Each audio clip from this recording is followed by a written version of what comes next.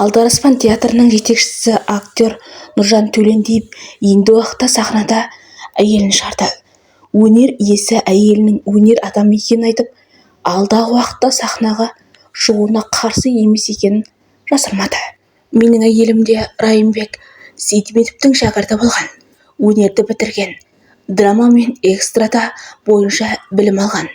Енді балалары ер жетіп алсын, сосын Қайрат Нұртас сияқты мен де әйелімді ертіп жүрсем, несі жаман деп әзілдеп актер ойын жеткізді.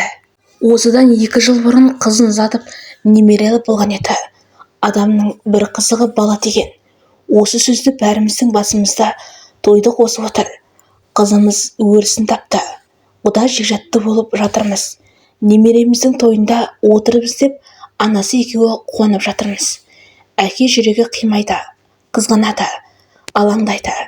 Бірақ жастардың келешегі бақытты болады деген сенім бізді марқайтады. Адам ұрпағымен жасайды. Ұрпақты болыңдар айналайын деп тағы да өзінің қызына қорланға ақ тілегін арнаған еді.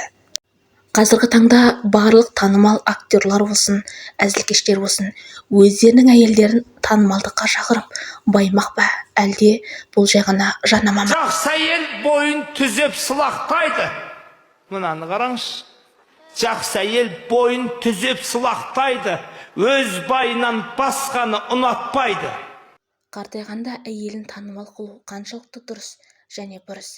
Әже болған кезде атақты болып кеткен меніңше дұрыс емес сияқты.